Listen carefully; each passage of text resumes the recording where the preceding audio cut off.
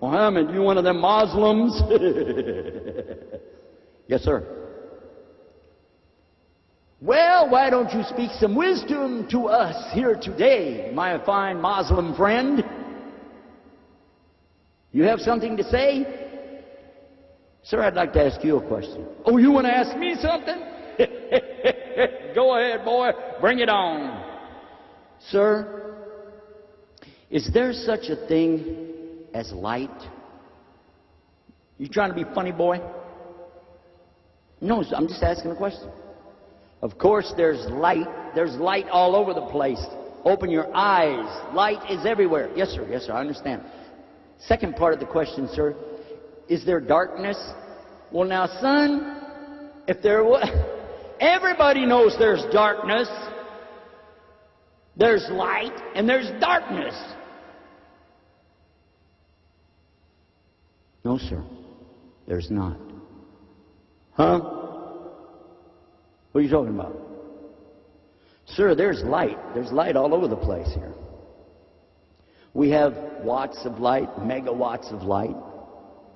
Light from light bulbs, candles, lanterns, flashlights, matches, the sun, the moon. There's all kind of light, sir.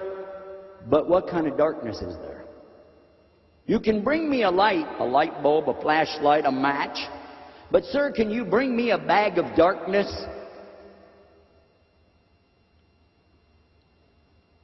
I failed to see your point, son. What do you have to say? Get it said and get it done. Sir, what I'm saying is there is light. But there's no such thing as darkness. There's an absence of light. An absence of light that we call darkness. But that's our perception. That is only our perception. We gave it a name, but it doesn't really exist. It's the lack of light. What exists is light. And if it's not there, then there is nothing. So you have light or nothing. I fail to see your point, son. Sir, I would like to ask you one more question. Ask.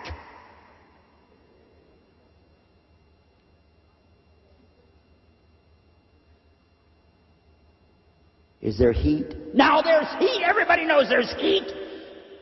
It's getting hot in here. Yes, sir. Yes, sir. Is there cold? Son, you are pushing yourself. I don't know how you got signed up in my class. You don't know there's cold? Of course there's cold. No, sir, there's not. We have heat, and we measure heat in BTU, British Thermal Units. We measure heat in degrees on a thermometer. We have hot, we have very hot, we have the hottest of hot, and then after that is Indian food, and it gets really hot. I couldn't help it, I had to say that. But sir, you can bring heat, but can you bring cold? Because there's no limit on how high heat can go, according to your testable evidence, but there is a limit on how cold can go. 452 degrees Kelvin. After that, it doesn't get any colder than that. That's it. That's the coldest cold there is.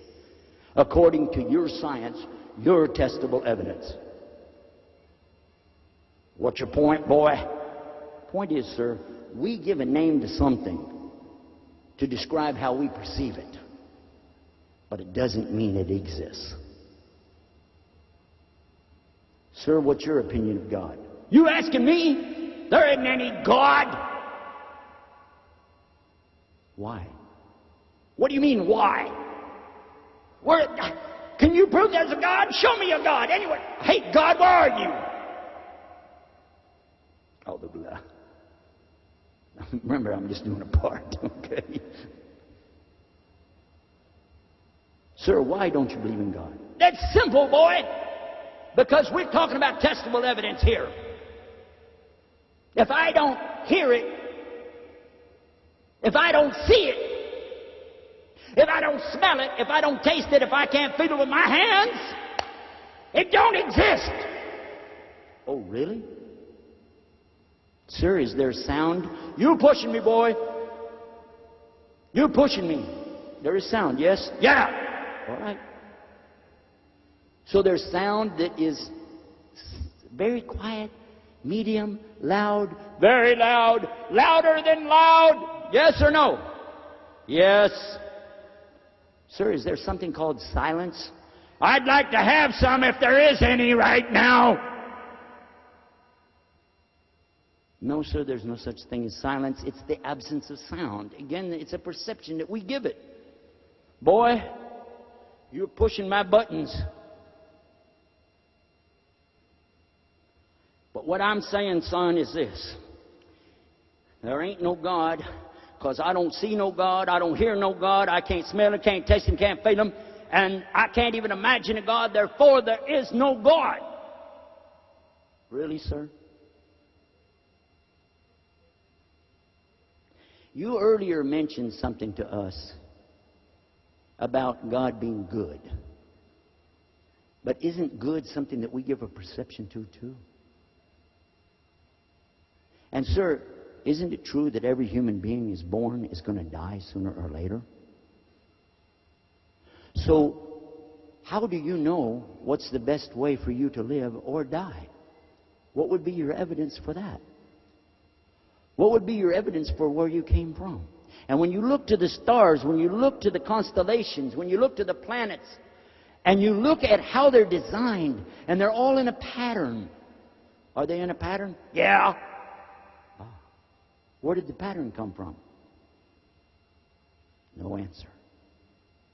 Sir, aren't there spheres, round things going around? And the other spheres, round things going around them, sir? Isn't that what's happening out there? So what? Is it true? Yes. And those are in patterns. And they're all working together, moving in the universe. Like a big, huge something moving, turning. Who designed that? It's not a design. Well, you're going back to the glass that you drop on the ground. You're going back to this idea. If you drop it on the ground, it breaks into a lot of pieces. Yes or no? I don't see your point. Just think, sir. Because isn't it also, according to your science, something called molecules? Yes. And aren't they little round things? Yes. What is your theory of the atom? Is it a round thing? So what? And doesn't it have little round things going around it too? Huh? Something you call the proton, neutron, electron. And don't they kind of work all together? So what? So you can't see either one with your naked eye. It wasn't until scientists invented a telescope that we knew what planets really were, right? And it wasn't until the study of the planet itself by looking at other constellations and planets we began to realize that our planet was also kind of moving around, something to do with that. Is it? So what? And sir, it wasn't until somebody invented the microscope that we could see anything like molecules and come up with the theory of the atoms. Is that true or false? So what? But all of this is organized. All of this is having patterns. And you said yourself that testable evidence. So we have very good evidence of some kind of organization. Who organized it? Who put it in this pattern that you see? Who did that? Did you? No answer. Sir, you talked about God being good. You talked about the things that happen to human beings. And we already said that this is what we perceive. But we don't really know what is good.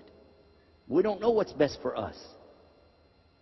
But if there's a creator of everything that has been created, and then He's the one who's taking care of everything, He's the sustainer, and then He's the one making things happen, it's up to Him to decide what's the best for His creation, yes or no? No answer. Obviously, He's not going to answer that. Because He doesn't want to accept it, does He? Sir, I'd like to call your attention to something.